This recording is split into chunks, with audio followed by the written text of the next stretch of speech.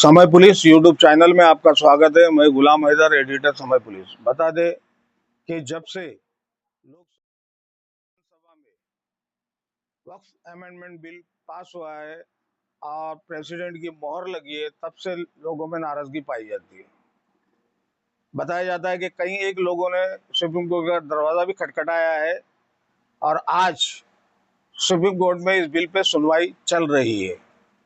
बता दें कि केरल और गुजरात की महिलाओं ने सड़क पर उतरकर जबरदस्त प्रदर्शन किया इस बिल के विरोध में। लाखों की तादाद में लोग रास्ते पे हैं। अब देखना ये है कि सुप्रीम कोर्ट पे इस बिल पर स्टे मिलता है या नहीं मिलता है, लेकिन वकीलों का ऐसा कहना है कि इस बिल पर स्टे मिलने की पूरी संभावना है। इस खबर को आगे देखिएगा। समय पुलिस यूट्यूब चैनल को सब्सक्राइब, शेयर, लाइक कीजिए। आपका एक सब्सक्राइब हमारे लिए ऑक्सीजन का काम करेगा। Thank you.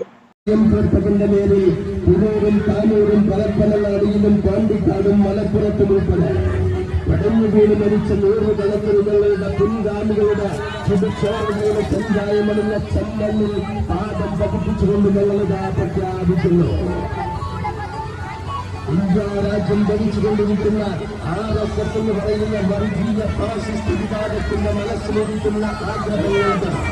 നിയമമെന്ന ഓർമ്മത്തിൽ മാറ്റിക്കൊടുക്കുന്ന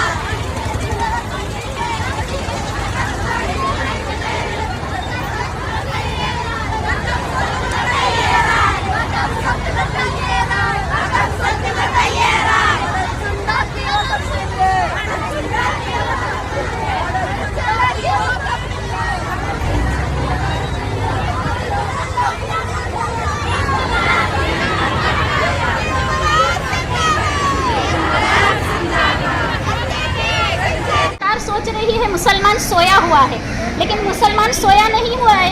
ये बेदार कौम है, ये बेदार कौम है। ये जो आप नतीजा पीछे देख रहे हो, ये एक आवाज़ का नतीजा है, ये एक आवाज़ का नतीजा है। और अभी तो बहुत सारे बाकी हैं, पूरी दावत भी नहीं चली है ना। तो हम पर जो कानून लाया जा रहा है, हम उसके अपोजिट क्यों हैं, हम उसका विरोध क्यों कर रहे हैं। देखो, हमारी शरीयत ने हमको जो कानून दिए हैं, जैसे मेरे लिए मेरे शौहर के हुकूक, शौहर पर मेरे हुकूक, मैं माँ हूँ तो मेरे पर बच्चों के हुकूक, उन तमाम हुकूक से हम राज़ी हैं।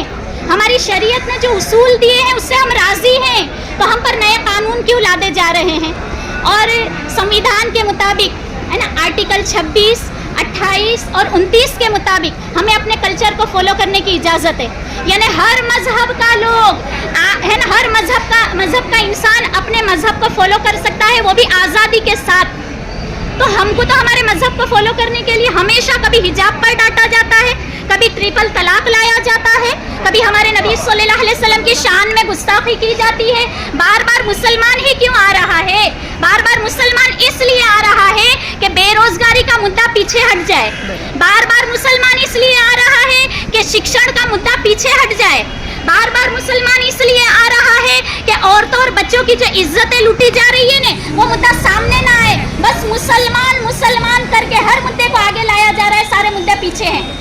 फिलहाल गुजरात की सरकार पर 3.25 लाख करोड़ का कर्जा है, लेकिन यहाँ क्या लाई जा रही है? यूसीसी लाई जा रही है। सरकार तल पापड़ हो रही है यूसीसी लाने के लिए। पहले हमारे सारे मुद्दे हल करो। किसान आज तक खुश नहीं है, किसान को आज तक इंसाफ नहीं मिला है ना। तो कहा कि तुम लोग सिर्फ मुसलमानों पर जुल्म क्यों करते हो। और मैं तो कहती हूँ कि जब आपने मुद्दा उठाया है ने, खुद मुसलमान और दूसरी कौमें उस मुद्दे को पढ़ रही हैं। जैसे मैं मिसाल दूं, आपने तलाक का मुद्दा उठाया, सारे हमारे हिंदू भाई बहन भी तलाक को पढ़ने लगे कि तलाक आखिर क्या है। आपने वक्फ बिल उठाया, संसद में गृह मंत्री खुद कह रहे हैं, मैं आपको बताऊं वक्फ का मतलब क्या है। वक्फ का मतलब है दान में दी हुई जमीन। यानी आप खुद अब इस्लाम को पढ़ रहे हो। हमें तो बड़ा अच्छा लगा, इस्लाम फैल रहा है, हमको तो बड़ा अच्छा लगा। लेकिन आप हमारे असल मुद्दे पर आ जाओ, हमारे असल मुद्दे पर आ जाओ कि हमारे जवान बच्चों को रोजगार कैसे देना है ना, हमारे जवान बच्चे, हमारी जनरेशन को आला ओहदों पर कैसे बिठाना है। यूसीसी हमारे लिए एक काला कानून है और मुसलमान के अंदर इतने जज्बे हैं। और वो जज्बे की निशानी में बताऊं कि मुसलमान बच्चा जब पैदा होता है ना, उसके कान में अजान दी जाती है। तो कोई मुसलमान सोया हुआ नहीं है, वो जज्बात वाला है, वो जागा हुआ है, उसके अंदर ईमान के शोले भड़क रहे हैं है ना। उस चिंगारी को बस आग बनाने की देर है। समझ में आया? तो कहा कि देखो 21वें लॉ कमीशन के मुताबिक है ना, जेपीसी ने मंतव्य लिए थे कि यूसीसी लाना है या नहीं। तो तमाम के मंतव्य ये गए थे कि यूसीसी नहीं लाना है ना। उस वक्त कह दिया था कि यूसीसी नहीं लाया जाएगा।